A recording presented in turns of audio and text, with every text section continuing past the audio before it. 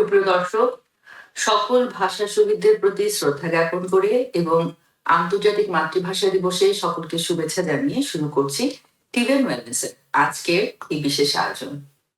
আন্তর্জাতিক মাতৃভাষা দিবসে আমরা যে যেখানে বসে আজকে এই অনুষ্ঠানটি দেখছি এবং দেখব, সকলের প্রতি রইল আন্তর্জাতিক মাতৃভাষা দিবসের বিশেষ শুভেচ্ছা এবং অভিনন্দন। আমরা জানি বর্তমান বিশ্বে এই এআই সময়ে ভাষা আসলে অনেক বেশি চ্যালেঞ্জের সম্মুখীন এবং একই সাথে সমগ্র বিশ্বব্যাপী যে যেখানে বসে আমরা আমাদের কালচার বা আমাদের সংস্কৃতি, আমাদের ভাষা চর্চা করছি না কেন, আমরা জানি আমাদের সকলেরই একটি বিশেষ দায়িত্ব রয়েছে আমাদের পরবর্তী প্রজন্মের কাছে এর বার্তাগুলো পৌঁছে দেবার। বিশেষভাবে বিভিন্ন দেশে এখন ছড়িয়ে ছিটিয়ে থাকা মানুষ, আমরা এখন একটি ভীষণভাবে গ্লোবালাইজেশনের সময় বসবাস করছি। এই গ্লোবালাইজেশনের যুগে আমাদের শিশুদেরকে, আমাদের ইয়াং জেনারেশনদেরকে তাদের সঠিক আইডেন্টিটি এবং তাদের বিভিন্ন সেক্টরে তাদের নলেজ ডেভেলপমেন্টে যে একটি বড় ব্যাপার, সেখানে আমাদের গার্জিয়ান হিসাবে এবং সিনিয়র হিসেবে রোল প্লে করবার যে ব্যাপারগুলো রয়েছে সেগুলো সম্পর্কেও আমাদের সঠিকভাবে জেনে নেওয়া ভীষণ প্রয়োজন। আজকে টিভেন ওয়েলনেসে আমরা আমাদের শিশুদের এই আইডেন্টিটি ক্রাইসিস ওভারকাম করতে কি করে হেল্প করতে পারি, ভাষা দিবসের বিশেষ আয়োজনে আমরা সেগুলো সম্পর্কে একটু শুনে নিব। আমাদের সাথে আজকের আয়োজনে সংযুক্ত আছেন আমাদের বিশেষ অতিথি ডক্টর বাশার আতিকুজ্জামান ফ্লোরিডা থেকে, এবং আমাদের সাথে সংযুক্ত আছেন স্টুডিওতে আমাদের একজন বিশেষ গুণী শিল্পী, সঙ্গীত শিল্পী মোহাম্মদ শাহিন হোসেন। আপনাদের দুজনকেই জানাচ্ছি ভাষা দিবসের শুভেচ্ছা, অভিনন্দন এবং আমাদের সাথে সংযুক্ত হওয়ার জন্য ধন্যবাদ। অনেক ধন্যবাদ আমাকে আমন্ত্রণ করার জন্য। আপনাদের সবাইকে, দর্শক এবং আজকের অনুষ্ঠান যারা করছেন, বিশেষ করে হাফসা তোমাকে ধন্যবাদ জানাচ্ছি। ধন্যবাদ আতিক ভাই, এত ব্যস্ততার ভিতরেও আপনি সময় করে স্বল্প সময় আমাদের সাথে সংযুক্ত হয়েছেন। আশা করছি আগামী কিছুটা সময় আমরা অনেক কিছু আপনার সাথে শেয়ার করবো এবং জেনে নেব আপনার থ্রুতে। আবারও ধন্যবাদ। এবং শাহিন ভাই, আপনাকেও ধন্যবাদ। এই বৈরী আবহাওয়ায় আপনি নিউ ইয়র্কে, আমরা জানি যে ভীষণভাবে তুষার ঝড় হচ্ছে, আপনি এত কষ্ট করে স্টুডিওতে এসেছেন, তার জন্য আপনার প্রতিও বিশেষ কৃতজ্ঞতা এবং আবারও আপনাকে অভিনন্দন। আমিও কৃতজ্ঞতা আপনাদের প্রতি, টিভিএন কে অসংখ্য ধন্যবাদ জানাচ্ছি আমাকে আমন্ত্রণ জানানোর জন্য। সুপ্রিয় দর্শক, আজকের এই অনুষ্ঠানে আমাদেরকে সুদূর ফ্রান্স থেকে 21শে ফেব্রুয়ারি ভাষা দিবসে আমাদের শিশুদের জন্য বাংলা ভাষার তাৎপর্য, সংস্কৃতি শিক্ষার তাৎপর্য, এগুলো সম্পর্কে একটু বলবার জন্য আমাদেরকে বিশেষ বার্তা পাঠিয়েছেন আবৃত্তিকার, লেখক, আমাদের গুণী ব্যক্তিত্ব, গুণীজন এবং বাংলা ভাষা বিশেষজ্ঞ রবি শঙ্কর মৈত্রী। চলুন শুনে আসি তার সেই ছোট্ট বার্তাটি। রবীন্দ্রনাথ ঠাকুর তাঁর গীতাঞ্জলির জন্য নোবেল পুরস্কার লাভ করেন। তাকে সংবর্ধনা দেয়া হবে। সেই সংবর্ধনা অনুষ্ঠানে কি করা যায়? একটি গান হতে পারে। সংবর্ধনা সভার জন্য একটি গান বা গীতি কবিতা রচনা করেন অতুল প্রসাদ সেন। আমরি বাংলা ভাষা, মোদের গরব মোদের আশা, আমরি বাংলা ভাষা, তোমার কোলে তোমার বলে কতই শান্তি ভালোবাসা। কি জাদু বাংলা গানে, গান গেয়ে দাঁড় মাঝি টানে, এমন কোথা আর আছে গো। গেয়ে গান নাচে বাউল, গান গেয়ে ধান কাটে চাষা, আমরি বাংলা ভাষা। ওই ভাষাতেই নিতাই গোরা, আনলো দেশে ভক্তি ধারা, মরি হায় হায় রে। আছে কই এমন ভাষা, এমন দুঃখ শ্রান্তি নাশা, আমরি বাংলা ভাষা। বিদ্যাপতি চণ্ডী গোবিন, হে মধু বঙ্কিম নবীন, আরো কত মধুপ গো। ওই ফুলেরই মধুর রসে বাঁধলো সুখে মধুর বাসা, আমরি বাংলা ভাষা। বাজিয়ে রবি তোমার বিনে, আনলো মালা জগৎ জিনে, গরব কোথায় রাখি গো। তোমার চরণ তীর্থে আজি জগৎ করে যাওয়া আশা। ওই ভাষাতেই প্রথম বলে ডাকনু মায়ে মা মা বলে, ওই ভাষাতেই বলবো হরি, সাঙ্গ হলে কাদা হাসা, আমারই বাংলা ভাষা। মাতৃভাষা শুধু মুখে মুখে উচ্চারিত শব্দ তো নয়, এই ভাষা আমাদের অন্তরে নরম তন্তুতে, নরম সরল তন্ত্রীতে, আমাদের আত্মার গভীরে, এমনকি আমাদের রক্তের প্রতিটি কণিকায় তার উপস্থিতি আছে। সেটা বুঝতে হয়। যখন আমরা মাতৃভাষায় কথা বলি তখন যেন ধমনীতে সেই সাড়া আমরা পাই। আমাদের চিন্তা, অনুভূতি, স্বপ্ন আর স্মৃতির সঙ্গে আমাদের মাতৃভাষা বাংলা ভাষা জড়িয়ে রয়েছে। প্রবাসে মাতৃভাষা চর্চা মানে নিজেকে জানা, নিজের রক্তকে চেনা, নিজের শেকড় খুঁজে পাওয়া।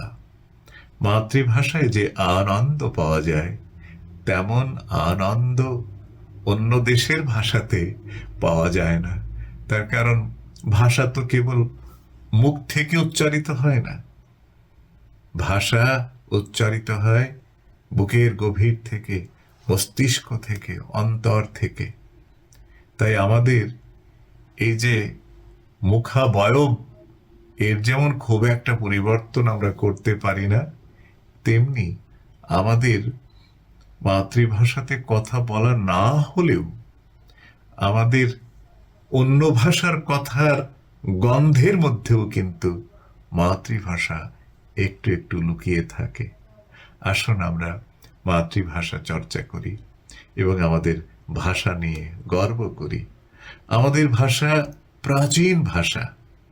পৃথিবীর অন্তত 10টি প্রাচীন ভাষার মধ্যে একটি ভাষা বাংলা ভাষা।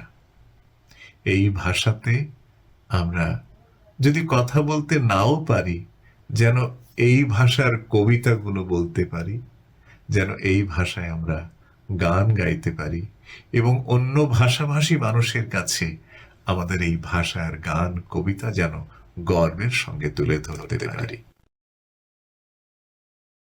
অসংখ্য ধন্যবাদ রবিদাকে। দাদা কষ্ট করে অনেক ব্যস্ততার ভিতরে সুদূর ফ্রান্স থেকে আমাদের জন্য সংযুক্ত হয়ে আমাদের জন্য এই বার্তা পাঠিয়েছেন। আমাদের সাথে সুদূর ঢাকা থেকে আরো বার্তা পাঠিয়ে সংযুক্ত হয়েছেন আমাদের একজন গুণী চিত্রশিল্পী রেজাউল হক লিটন। চলুন শুনে আসি তার বার্তাটি। আজ 21শে ফেব্রুয়ারি। এই দিনটা শুধুমাত্র পঞ্জিকার একটি তারিখ নয়, এটা আমাদের পরিচয়ের শেকড়। আমাদের বাংলা ভাষার জন্য রক্ত দিয়ে যারা শহীদ হয়েছেন তাদেরকে স্মরণ করার দিন। আমি রেজাউল হক একজন বাংলাদেশি শিল্পী হিসাবে বিশ্বাস করি, ভাষা শুধুমাত্র কথা বলার মাধ্যম নয়, ভাষা আমাদের স্মৃতি, অভিজ্ঞতা, অনুভূতি আর আমাদের সংস্কৃতির ধারণ। আজ আমরা পৃথিবীর বিভিন্ন দেশে দেশে ছড়িয়ে আছি, কিন্তু যেখানেই থাকি না কেন বাংলা ভাষা জানাটা মানে আমাদের শেকড়ের সাথে সংযুক্ত থাকা। বাংলা না জানলে আমাদের লোকগান বোঝা কঠিন হয়ে যায়, বাংলা না জানলে আমাদের কবিতা ঠিকমতো ছোঁয়া যায় না, বাংলা না জানলে আমাদের ইতিহাসকে মনে হবে অনেক দূরের কোনো গল্প। আমাদের নতুন প্রজন্ম আজ অনেক ভাষায় দক্ষ হচ্ছে, এটা সত্যি খুব দারুণ ব্যাপার। কিন্তু মাতৃভাষা বাদ দিয়ে বড় হওয়া মানে শেকড়বিহীন পর্কিদের মতো জীবনযাপন, বৃক্ষের মতো নয়। আমি যখন ছবি আঁকি, তা নিসর্গ হোক, মানুষ হোক বা মানুষের অনুভূতি, আমি চেষ্টা করি আমার কাজকে বিশ্বজনীন করে তুলতে, কিন্তু তার নির্যাসে থাকে বাংলা। আমার ভাবনা, কল্পনা, অনুভূতি, অভিজ্ঞতা সবই বাংলা ভাষায়। আমি বাংলা ভাষার ভেতর দিয়েই সারা বিশ্বকে সার্বজনীন করে দেখি। আমাদের অনেক বাবা মা কষ্ট করে বিদেশে গিয়ে তাদের সন্তানদের একটি ভালো ভবিষ্যৎ দিতে চেয়েছেন। তাদের সেই ভবিষ্যতের সাথে বাংলা ভাষার বন্ধনটুকু জুড়ে দিলে তারা আরো পূর্ণ মানুষ হয়ে বড় হবেন। বাড়িতে একটু বাংলা কথা বলা, শিশুদের বাংলা গল্প শোনানো, বাংলা গান শোনানো, এইসব ছোট ছোট চর্চাগুলোই একদিন বড় পরিচয়ের রূপ নেয়। বাংলা ভাষা পৃথিবীর সব বাঙালির পরিচয়, আমাদের গর্ব। তাই যেখানেই থাকুন না কেন, বাংলা বলুন, বাংলায় ভাবুন, বাংলা ভাষাকে আমাদের প্রজন্মের হাতে তুলে দিন। এই ভাষার জন্য যারা জীবন দিয়েছেন তাদের প্রতি একটুকুই হোক আমাদের সম্মান এবং শ্রদ্ধাঞ্জলি।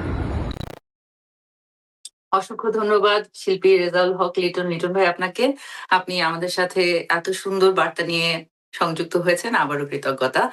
আমি স্টুডিওতে চলে যাচ্ছি শাহিন ভাইয়ের কাছে। প্রভাত ফেরির যে গানটি ছোটবেলা থেকে আমরা সকলে শুনে বড় হই, 21শে ফেব্রুয়ারি মানে আমার ভাইয়ের রক্তে রাঙানো 21শে ফেব্রুয়ারি।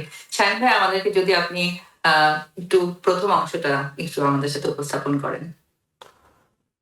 আমার ভাইয়ের রক্তে রাঙানো 21শে ফেব্রুয়ারি,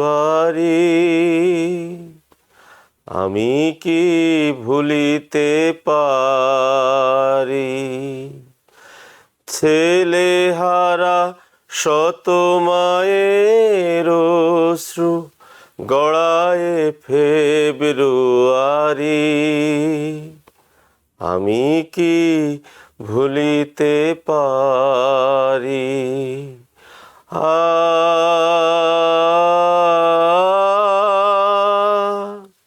আ আ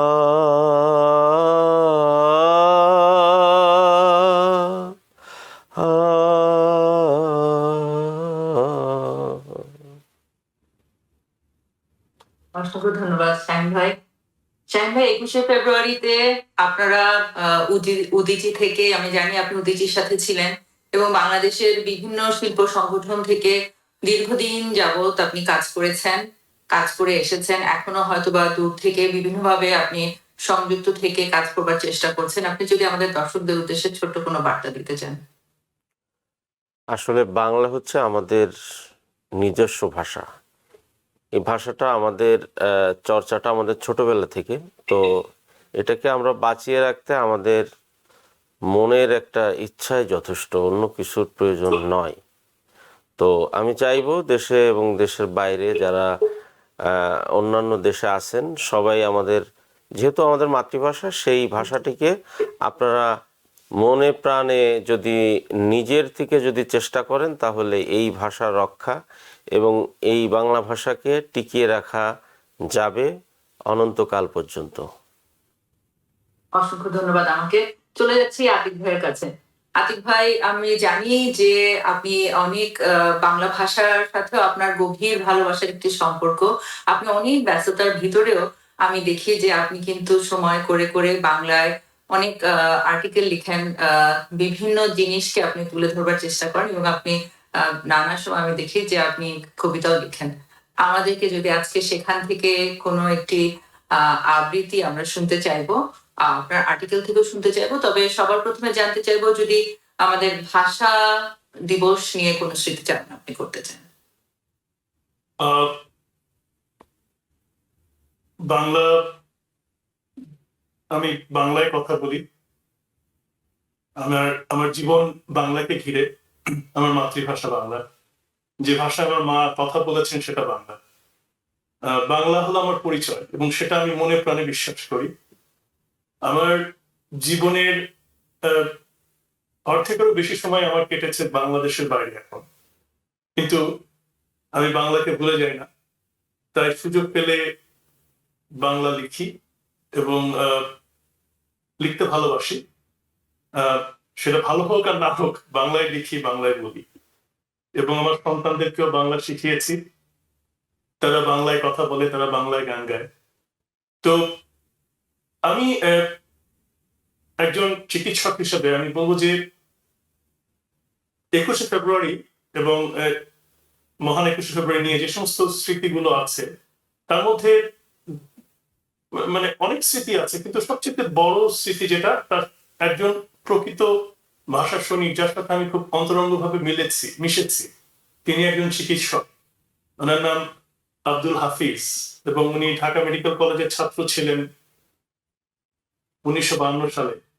তো তার কাছ থেকে অনেক গল্প শুনেছি। উনি একজন বাংলাদেশি চিকিৎসক, অনেক বছর আগে উনি আমেরিকাতে এসেছেন, এবং আমার ওনার সাথে অনেক অন্তরঙ্গ ভাবে সময় কাটানোর সুযোগ হয়েছে। তার মধ্যে আমি আমার প্রতিচ্ছবি দেখতে পাই। আমি আজকের দিনে হাফিজ ভাইয়ের কথা স্মরণ করছি, উনি আমাদের মাঝে নেই। আমি অনেক সময় অনেক কিছু লিখি। হাফিজ ভাই সম্পর্কে একটা লেখা লিখেছিলাম। আপনি যদি অনুমতি দেন আমি সেখান থেকে সেটা পাঠ করতে চাই। কারণ হাফিজ ভাইয়ের যে কথাগুলো আমাকে বলেছিলেন সেটা অনেকটা আমার কথার মতনই। তো আমি সেটাই বলি। জি। এই আর্টিকেলটার নাম হলো বাংলা আমার তৃষ্ণার জল। সময়টা 21শে ফেব্রুয়ারি 1952 সাল। আব্দুল হাফিজ ভাই তখন ঢাকা মেডিকেল কলেজের ছাত্র। আব্দুল হাফিজ ভাই বড় ভাই আব্দুল হামিদ সাহেব তখন মুসলিম লীগের একজন অ্যাসেম্বলিম্যান। 21শে ফেব্রুয়ারি যখন যারা আন্দোলন করেছিল শহীদ হলো, তাদের একজনকে ওনারা টেনে হেসড়ে তার রক্তাক্ত শরীরকে নিয়ে চলে গিয়েছিলেন ঢাকা মেডিকেল কলেজের ইমার্জেন্সি রুমে। তার সারা শরীর তখন রক্তে ভরা। সেই রক্তাক্ত শরীর নিয়ে উনি দৌড়ে চলে গিয়েছিলেন অ্যাসেম্বলি হলে ওনার বড় ভাই আব্দুল হামিদ সাহেবের কাছে, এবং তাকে বলেছিলেন, বড় ভাই সাহেব দেখেন আপনার মুসলিম লীগের লোকরা কি করেছে, তারা ছাত্রদেরকে গুলি করে শেষ করে দিচ্ছে, আর আপনারা অ্যাসেম্বলি হলে বসে পাকিস্তানের গুণগান গাইছেন। নিজেকে কখনই তিনি ভাষার সৈনিক হিসাবে দাবি করেননি। ওনার জন্ম 1930 সালে ফেব্রুয়ারিতে। ঢাকার মাহতুলিতে উনি বড় হয়েছেন। তার নানা 1880 সালে লখনৌ থেকে চলে আসেন ঢাকাতে। নানি ঢাকার মেয়ে। উনি বড় হয়েছেন বাংলা আর উর্দু দুটো ভাষা শিখে, এবং দুটো ভাষাতেই তার ছিল সমান দখল। এবং উনি আমাকে ভাষাতে বলতেন, কুট্টি বাংলাতেও আমি সমান দক্ষ। আরমানিটোলা হাই স্কুলে পড়তেন, সেটা ছিল তার স্বপ্নের সময়। মাহতুলি আর বেচারাম দেউরিতে হিন্দু মুসলমান মিলে কি সুন্দর দিনই তিনি কাটিয়েছেন মাঝে মধ্যে বলেন, এবং আমাদেরকে একটা গান শোনাতেন প্রায়, আগে কি সুন্দর দিন কাটাইতাম। সেই সময় উনি দেখেছেন ধর্ম আর জাত নিয়ে অনেক বৈষম্য তখনও ছিল অনেক রক্তপাত। আর সেই থেকে তার রাজনীতিতে পরম বিতৃষ্ণা। তিনি মনে প্রাণে বিশ্বাস করতেন রাজনীতি আমাদেরকে বিভক্ত করে, আমাদের মধ্যে হিংস্রতা নিয়ে আসে। সে সময় দেখতেন রাজনীতি করে অনেক আদু ভাই, যারা বছরের পর বছর কাটিয়ে দিতেন মেডিকেল কলেজে আদু ভাই হয়ে, কিন্তু তার বিলাসিতার সময় বা সুযোগ ছিল না। আর মেডিকেল কলেজে ঢুকে তিনি রাজনীতি করেননি। উনি গান গাইতেন, পিয়ানো বাজাতেন, ঢাকা শিল্পী সংঘের সদস্য ছিলেন। 1952 21শে ফেব্রুয়ারিতে হরতাল ছিল। ঢাকা মেডিকেল কলেজের 6 নম্বর ব্যারাকে বসে পরীক্ষার জন্য পড়াশোনা করছিলেন কয়েক বন্ধু। 21শে ফেব্রুয়ারি উনি মিছিলে যাননি পরীক্ষা পড়ার জন্য, কিন্তু যখন বন্দুকের গুলির শব্দ শোনা গেল, আজকের ফজলে রাব্বি হলের রুম থেকে সবাই বেরিয়ে যায় 12 নম্বর ব্যারাকের দিকে। সেখানে দেখলেন রক্তে মাখামাখি একটি মানুষ গেটের পাশে পড়ে আছে। কয়েক বন্ধু মিলে তাকে ধরে হাসপাতালের জরুরি বিভাগে নিয়ে গেলেন। তাকে মৃত ঘোষণা করা। পুরো ঘটনাটাই তাকে থমকে দেয়। মুহূর্তেই তার দৃষ্টিভঙ্গি বদলে যায়। সেই থেকে উনি উর্দু বলা ভুলে যান, এবং উনি কোনোদিন উর্দু বলেননি। যে মানুষটি কোনোদিন রাজনীতির ধার ধারেননি, সেদিন রাতে আরো অনেকের সাথে কার্ফু ভেঙে সারা রাত জেগে বানিয়েছিলেন প্রথম শহীদ মিনার, এবং সেই ছবিটি তুলেছিলেন হাফিজ ভাই। শহীদ মিনারটি ভেঙে ফেলা হয়েছিল, কিন্তু হাফিজ ভাইয়ের সেই ছবিটি আমাদের বাঙালির ইতিহাসের সাক্ষী হয়ে গেছে। হাফিজ ভাই বললেন, যদিও মুসলিম লীগ জন্মেছিল এই ঢাকাতে 1906 সালে, কিন্তু 21শে ফেব্রুয়ারির পর আমি তাদেরকে দেখেছি তাদের আসল চেহারা।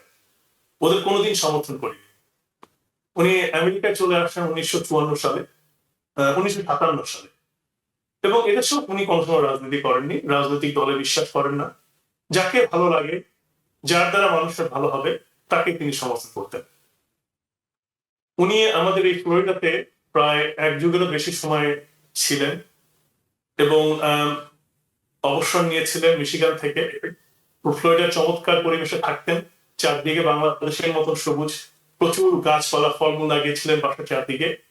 তার ঘরে ঢুকতে আমি সবসময় রজনীগন্ধার গন্ধ পেতাম।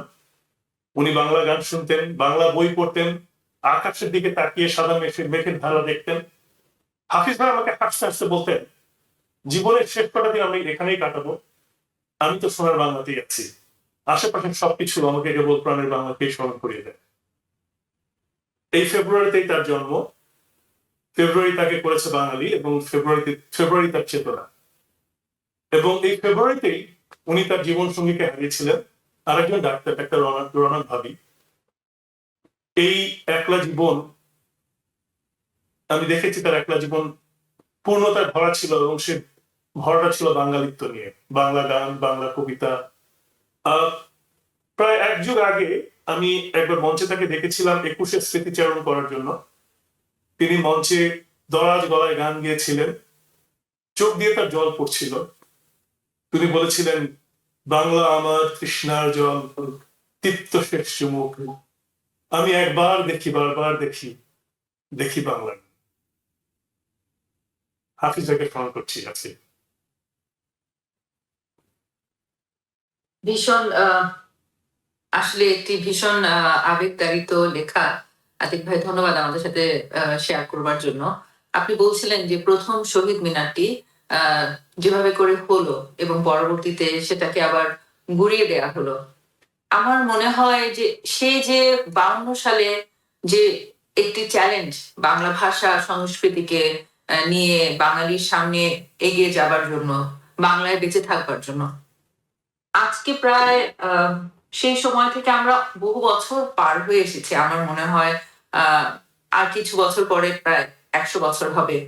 কিন্তু এত বছর পরেও একটি অনেক পরবর্তী সময়ের মানুষ হয়েও আমি উপলব্ধি করি যে সেই চ্যালেঞ্জটিকে আসলে আমরা পুরোপুরি পার করে আসতে পেরেছি।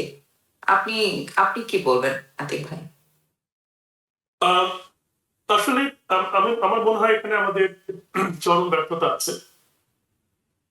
আমি আজকে কথা বলছিলাম আরো একজন মানুষের সাথে, যার বাবা বাংলাদেশের মুক্তিযুদ্ধ এবং 21শে ফেব্রুয়ারির সাথে যুক্ত ছিলেন। তিনি সরাসরি 52 ভাষা আন্দোলনের সময় 141 ধারা ভেঙে মিছিল করেছিলেন, মানেননি কোনো কিছু। তো উনি মুসলিম আওয়ামী লীগের একজন যখন তৈরি হয় তার একজন সদস্য ছিলেন।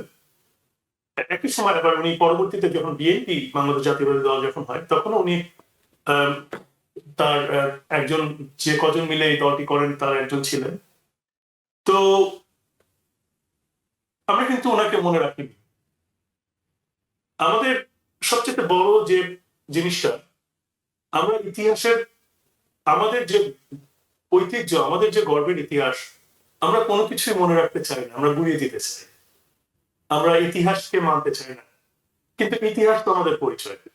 আপনি যখন আপনার ইতিহাসটাকে মানবেন, আপনার ইতিহাসটাকে জানবেন, তখন আপনি আপনার বর্তমানটাকে প্রতিষ্ঠিত করতে পারবেন। আমরা জাতিগতভাবে, আমার পছন্দ না হলে আমি যে কোনো ইতিহাসকে গুড়িয়ে দেব, ভেঙে দেব। সেই ইতিহাস 52-র ইতিহাস হতে পারে, সেই ইতিহাস 69-এর ইতিহাস হতে পারে, 71-এর ইতিহাস হতে পারে, 75-এর ইতিহাস হতে পারে, পরবর্তী যে কোনো ইতিহাস হতে পারে। মুক্তিযুদ্ধ বলেন, স্বৈরাচার বিরোধী আন্দোলনের কথা বলেন। তো আমার মনে হয় যে আমাদের যে পরিচয় এবং আমাদের যে গর্ব জাতিগতভাবে, আমরা সেটাকে ধারণ করতে পারি না, এবং সেটা থেকে আমি শিখি না, বা সেটা থেকে আমরা নিজেদেরকে রোল করতে পারি না। আমরা দেখেন, আমেরিকাতে আমরা থাকি, আমেরিকার যে যারা ফাউন্ডিং ফাদার্স, কারণ একজন তো আমেরিকা পালন করেন। ফাউন্ডিং ফাদার্সরা যেগুলো করেছেন সেগুলো কিন্তু সব জায়গাতেই জানা হয়, মানা হয়, এবং তাদের মধ্যে কেউ কেউ কিন্তু বর্ণবাদী ছিলেন, তাদের মধ্যে কেউ কেউ কিন্তু আম, আহ, যেভাবে আজকে আমেরিকা আছে সেরকম ছিলেন না, কিন্তু তারপরও তাদেরকে শ্রদ্ধা ভরে স্মরণ করা হয়। তাদের মনুমেন্ট গুলো গুড়িয়ে ফেলি না আমরা। তারা কি করেছেন, কি ভুল করেছেন সেগুলো নিয়ে স্কুল কলেজে ডিবেট হয়, আলোচনা হয়, আর শেষ থেকে আমরা শিখি যে আমাদের যারা ফাউন্ডিং ফাদার তারা কি ভুলটা করেছে এবং কিভাবে আমরা নিজেদেরকে সামনের দিকে এগিয়ে নিয়ে যাবো। তো আমার মনে হয় যে এই 21শে ফেব্রুয়ারি থেকে শুরু করে, আমি বলি যে 21শে ফেব্রুয়ারি আমাদের মানে এই আধুনিক যে বাংলাদেশ, তার তো যে বীজটা সেটা মানে বপন হয়েছিল সেদিকে, আমাদের পরিচয় সেখানে। 21শে ফেব্রুয়ারি না হলে 71 হতো না, আর 71 না হলে কোনো কিছুই হতো না। তো আমাদের যেটা আমাদের সবচেয়ে বড় আমি মনে করি যে ব্যর্থতা, সেটা হলো যে আমরা আমাদের ঐতিহ্য এবং ইতিহাসকে ধারণ করি না, আমরা সেটাকে ধরে রেখে সামনের দিকে এগিয়ে যাই না। কারণ ইতিহাসটা জানা দরকার, এবং ইতিহাসের কেউ যদি ভুল করে থাকে সেখান থেকে আমাদের শেখা দরকার, এবং সেই জন্যই সেটা ইতিহাসের অংশ হওয়া দরকার। কেউ যদি স্বৈরাচার হয়, কেন তিনি স্বৈরাচার হয়েছিলেন সেটারও তো ইতিহাস থাকা দরকার, তাই না? তো ইতিহাস খুব ইম্পর্টেন্ট। এই ইতিহাসে কেউ যদি কুলাঙ্গার হয়ে থাকেন সেটাও বলা হয়ে থাকে। রফিকি বেগমের কথা আমরা সবাই জানি, সিরাজউদ্দৌলার কথা জানি, আমরা বঙ্গবন্ধু শেখ মুজিবুর রহমানের কথা জানি, আমরা জিয়াউর রহমানের কথা জানি, আমরা এরশাদের কথা জানি, শেখ হাসিনার কথা জানি, এখন তার এক্সাক্ট প্রেসিডেন্ট হচ্ছেন তার কথাও জানি। তো কথা হচ্ছে সবগুলোকে ধারণ করা দরকার। এবং আরেকটি বিষয় আমার কাছে মনে হচ্ছে খুব সেন্সিটিভ, যে আমরা আমাদের ব্যক্তিগত রাজনৈতিক মতবাদ অথবা ব্যক্তিগত ইচ্ছা অনিচ্ছা ভালো লাগাকে আমরা যেন আমাদের সন্তান, আমাদের পরবর্তী প্রজন্মকে আইডেন্টিটি ক্রাইসিসের দিকে ঠেলে না দিই। তাদেরকে আমরা যদি ভুল পরিচয়ে, ভুল ইতিহাসে, ভুল নলেজে বড় করি, আমার মনে হয় সেই দায়ভার কিন্তু আমরা আসলে কোনোভাবে এড়াতে পারবো না।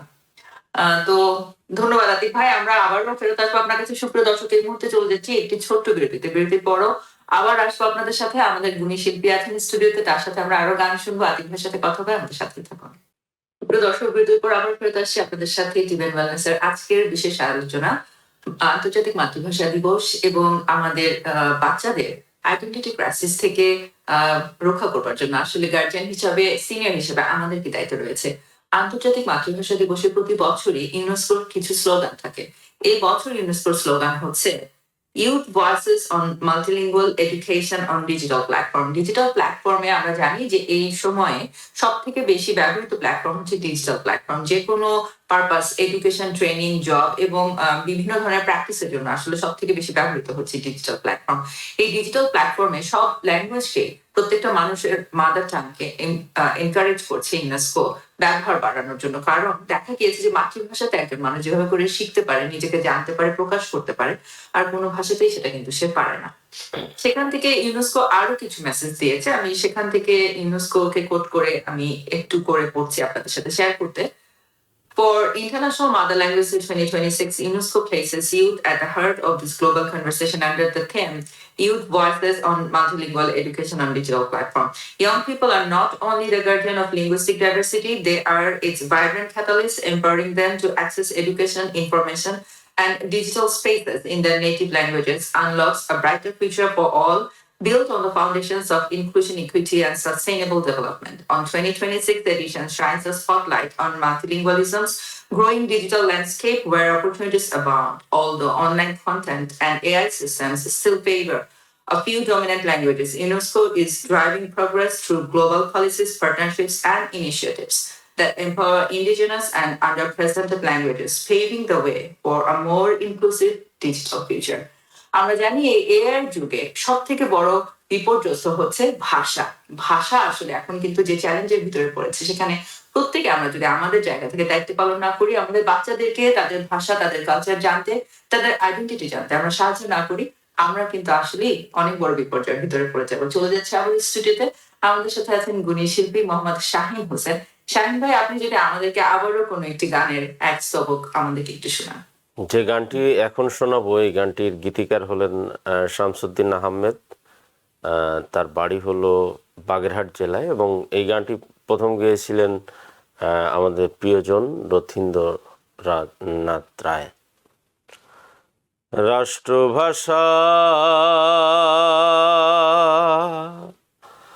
আন্দোলন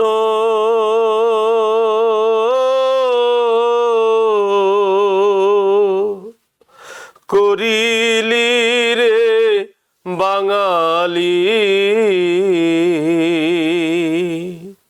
তোরা ঢাকার শহর রক্তে ভাসাইলি। ও বাঙালি, ও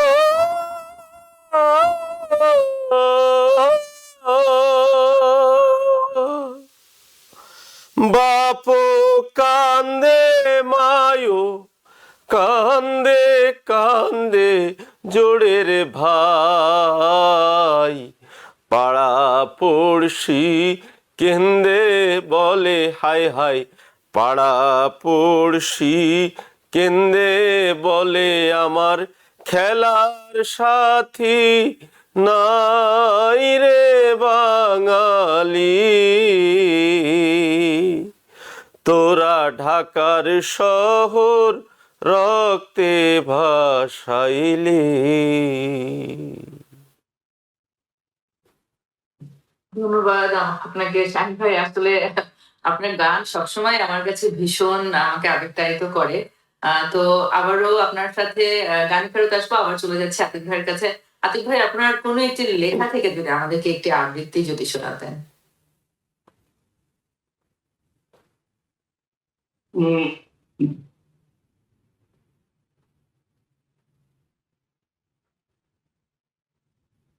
আমি জানি যে আপনি লিখেন, এবং আমি জানি না যে আপনি বই বের করেছেন কিনা। আপনি বই বের করলে সেটাও আমি পরবর্তীতে সংগ্রহে রাখার আশা প্রকাশ করি, কারণ আপনার লেখা আমার ভালো লাগে। এবছর যদিও বই মেলা আমরা আসলে ভাবছিলাম যে বাংলাদেশে হবে কিনা, কিন্তু শেষ পর্যন্ত দেরি করে হলেও 25শে ফেব্রুয়ারি বইমেলা শুরু হতে যাচ্ছে। সেটা আসলে আমরা সবাই ভীষণই আবেগতাড়িত এবং আনন্দিত জানতে পেরে। তো আশা করছি যে এখানেও কখনো বই মেলায় আপনার লেখার বই আমরা দেখতে পাবো। আমি একটা কলাম লিখি, সেটার নাম হলো অরল্যান্ডো চিঠি। সেটা বলতে পারেন যে আমার সোশ্যাল মিডিয়াতে যে সমস্ত ছোট্ট ছোট্ট লেখাগুলো লিখি সেগুলো দিয়ে পাবলিশড হয়েছে আর কি। জি।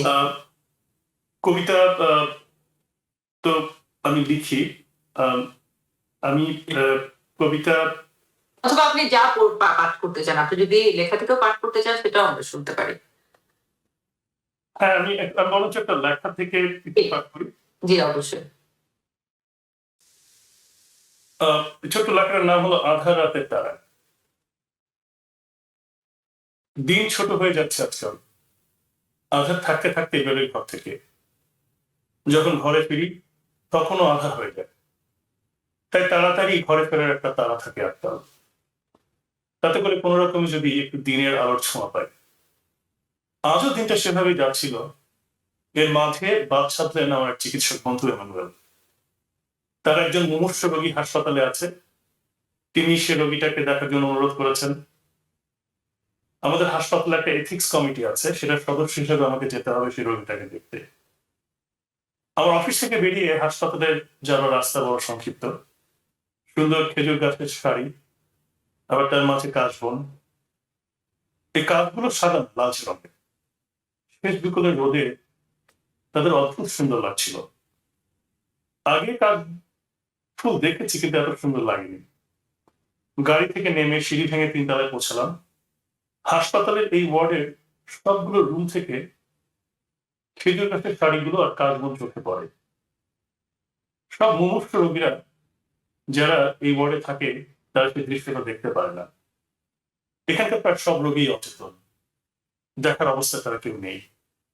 তবে রোগীর কাছের মানুষগুলো সেগুলো দেখতে পারেন। পড়ন্ত সূর্যের আলোতে সে দৃশ্য বড় সুন্দর।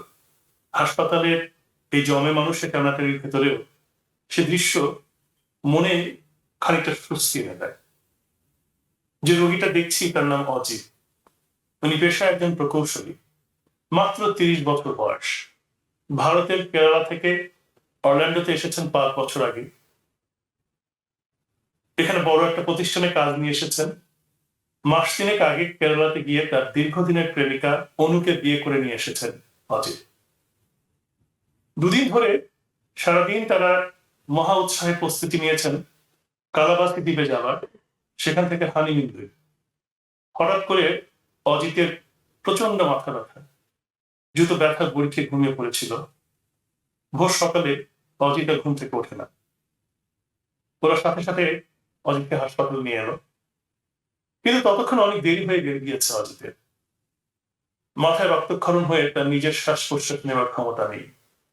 তাকে এখন কৃত্রিমভাবে শ্বাস প্রশ্বাস চালানো হচ্ছে।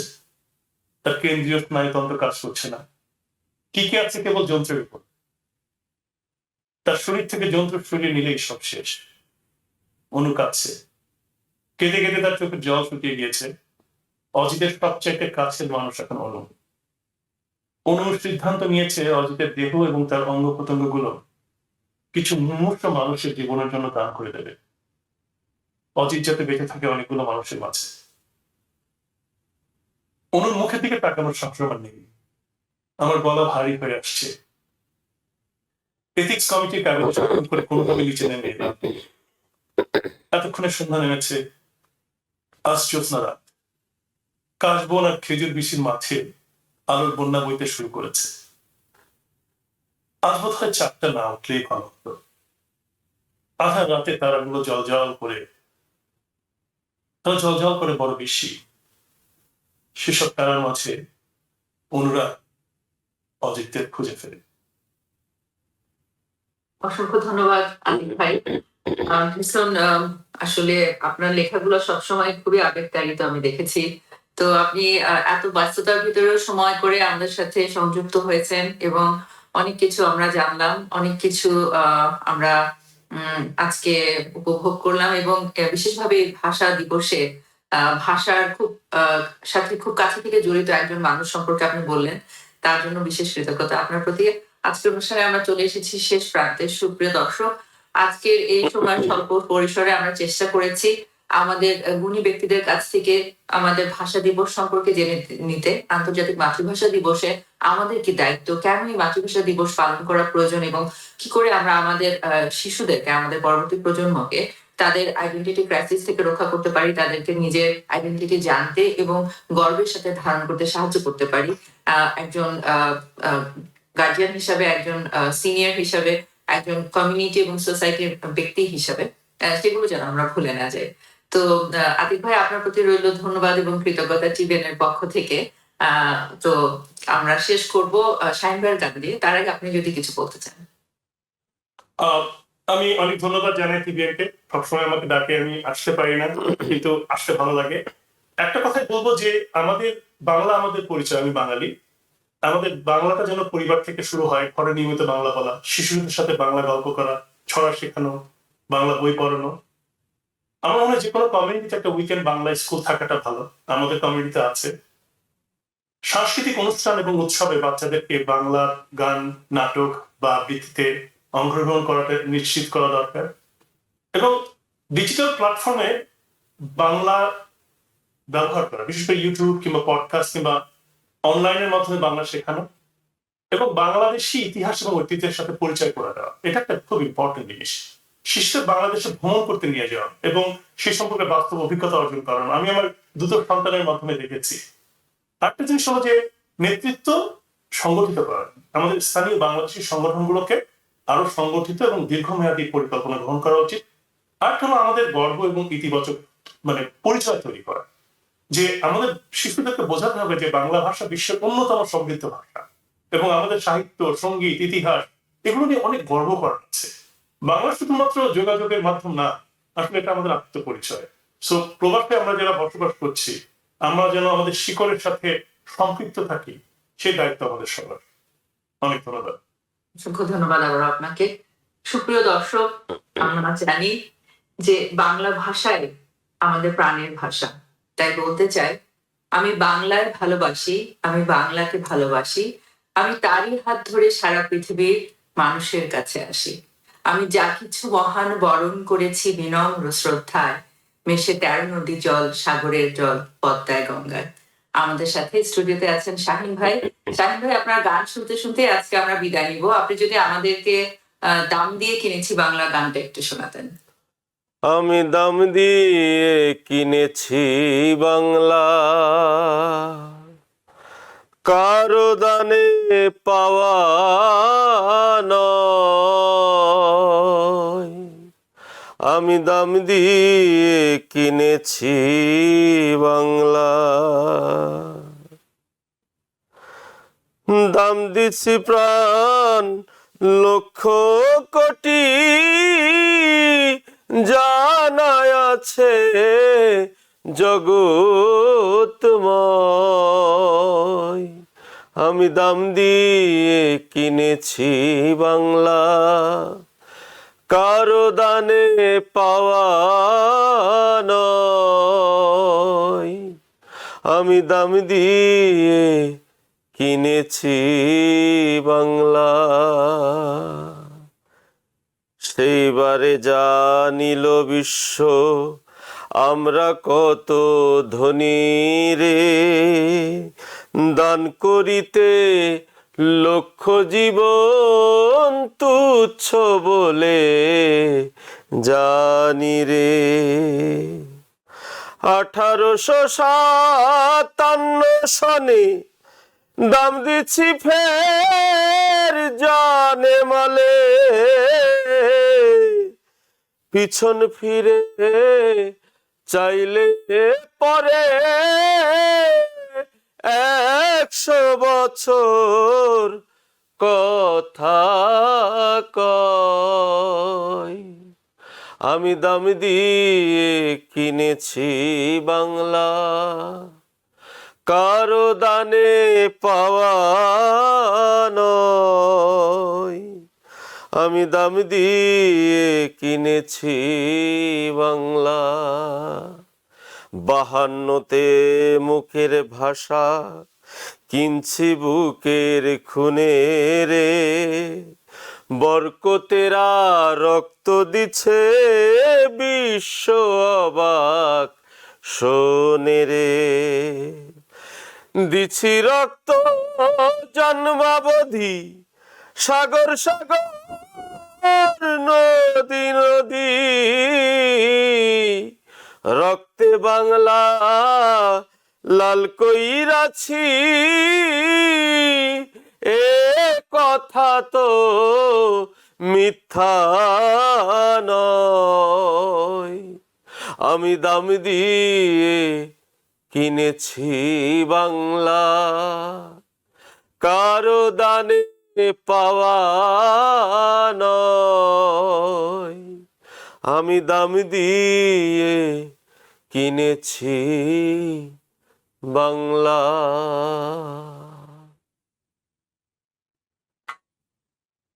ধন্যবাদ সবাইকে। সুপ্রিয় দর্শক, অনেক ধন্যবাদ শাহিন ভাই, অসাধারণ গান গাইলেন। ধন্যবাদ শাহিন ভাই, আপনাকে আসলে ভীষণ ইমোশনাল। সুপ্রিয় দর্শক, সকলে ভালো থাকবেন, নিরাপদে থাকুন। ধন্যবাদ। TBN 24 টেলিভিশন দেখতে আজই কল করুন 7187776556। লগ ইন করুন www.totalcablebd.com। নিউ ইয়র্ক থেকে সম্প্রচারিত TBN 24 টেলিভিশন বিশ্বজুড়ে বাঙালির কণ্ঠস্বর।